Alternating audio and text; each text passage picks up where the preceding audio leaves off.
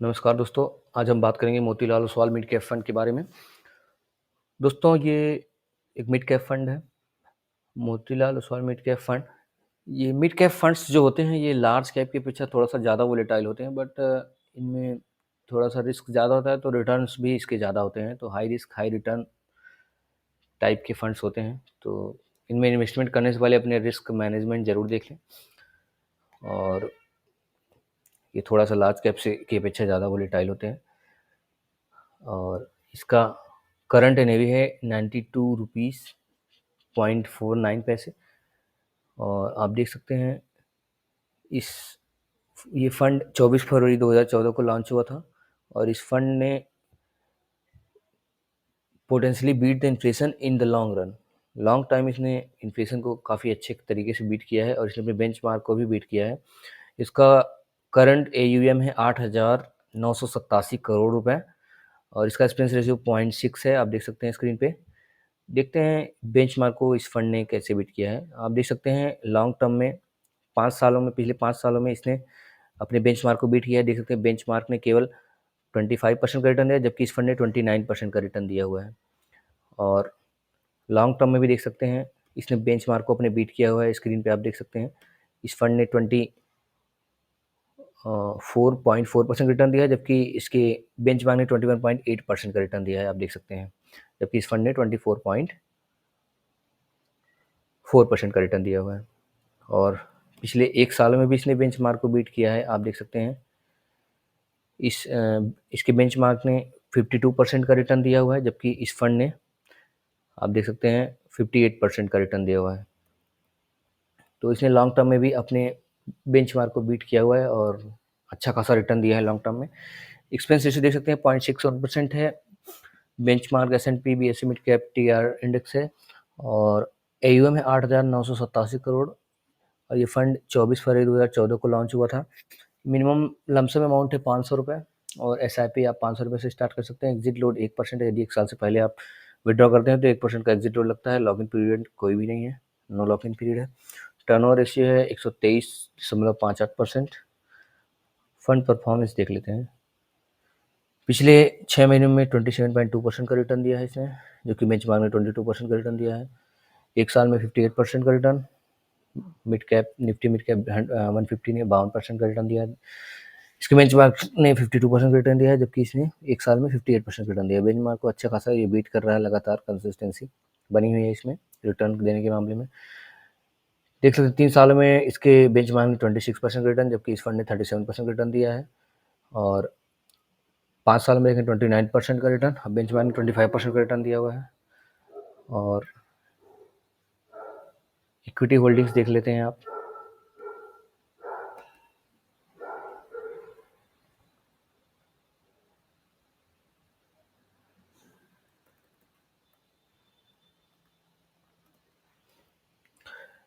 Ninety 3.5% equity holdings हैं। Mid cap में 57.6% की होल्डिंग्स हैं। स्मॉल कैप में 11.6% है। लार्ज कैप में 24.2% का होल्डिंग्स हैं। सेक्टर एलोकेशन देख लेते हैं। टेक्नोलॉजी में 20.8% है। कंज्यूमर साइक्लिकल में 19.5%। रियल एस्टेट 8.1% है। कम्युनिकेशन में 6.2% है। इंडस्ट्रियल 20.3% है। फाइनेंशियल सर्विसेज 13% है। हेल्थ सेक्टर में देख सकते हैं 7.9% की होल्डिंग्स है। बेसिक मटेरियल्स में 4.1% की होल्डिंग्स, काफ़ी अच्छी खासी होल्डिंग्स आप देख सकते हैं। टॉप होल्डिंग्स देख सकते हैं। इक्विटी होल्डिंग 22 है। जियो फाइनेंशियल सर्विसेज में 11.8% की होल्डिंग्स है। कल्याण ज्वेलर्स में 9.76%। परसिस्टेंट सिस्टम में आप देख सकते हैं 8.87% की होल्डिंग्स है। Tube investment of India ordinary shares में 8.38% की होल्डिंग्स है। प्रेस्टीज स्टेट प्रोजेक्ट्स में है 5.86% की होल्डिंग्स हैं। Concentration analysis, number of holdings 23 stocks इसमें टोटल होल्ड किए गए हैं। टॉप 5 कंपनी में कंसंट्रेशन 44.7% है। कंपनी हैविंग हाईएस्ट एक्सपोजर, इसमें सबसे ज़्यादा एक्सपोजर जियो फाइनेंशियल सर्विसेज को दिया गया 11.8%। नंबर ऑफ सेक्टर्स 9 है। 9 सेक्टर्स में इसमें पैसा को डाइवर्सिफाई किया गया है। टॉप 5 सेक्टर्स कंसंट्रेशन 76.4% है। Sector having highest exposure tech 19.4% है। गेनर्स एंड लूजर्स देख लो, वोल्टास ने 6.3% रिटर्न दिया, इंडस टावर 3.2% रिटर्न दिया पिछले एक महीने में।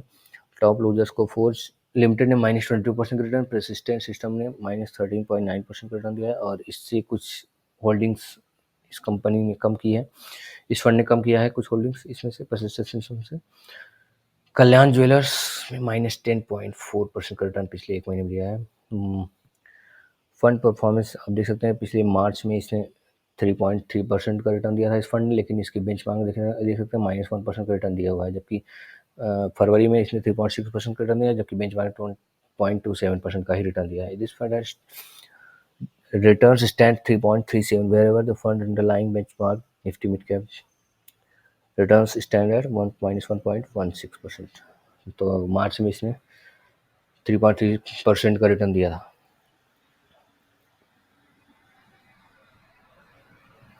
AUM चेंज 8.5 थाउजेंड करोड़ था मार्च में, फरवरी में भी वही था, जनवरी में 8,000 करोड़ था, यानी पिछले मार्च में, फरवरी में और मार्च में इसका AUM बढ़ा है। Top stocks bought last month, और विंडो फार्मा में इन्होंने एलोकेशन इंक्रीज किया है 2.58%। जियो फाइनेंशियल सर्विसेज में भी इंक्रीज किया है 10.97 से 11.81% किया है। पल gulf India allocation limited allocation increase from 3.0 से 3.66% इंक्रीज किया है।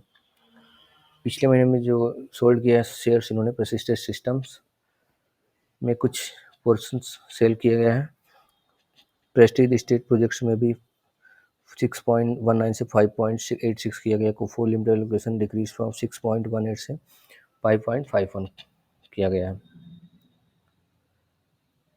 देख सकते हैं इस फंड ने लास्ट 3 साल में आउट परफॉर्म किया है all funds in this category.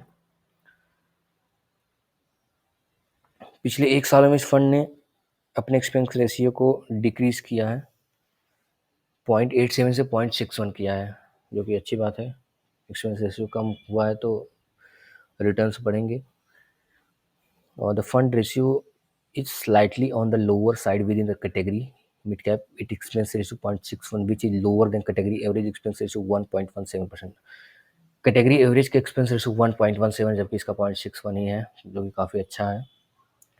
और आप देख रहे हैं पिछले 6 महीनों में इस फंड का 51% AUM इंक्रीज हुआ है, बढ़ा है।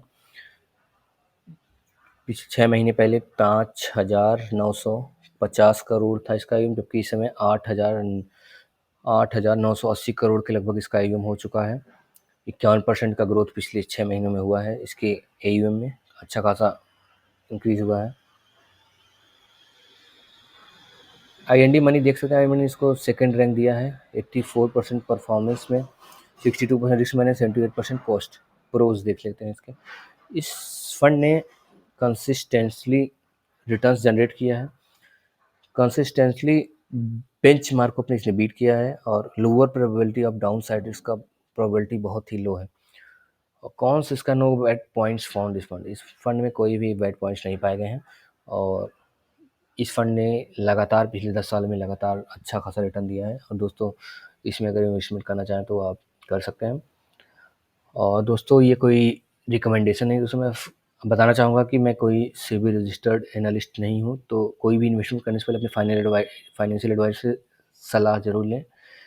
वीडियो अगर अच्छा लगा हो तो सब्सक्राइब करें, लाइक करें। थैंक यू सो मच दोस्तों।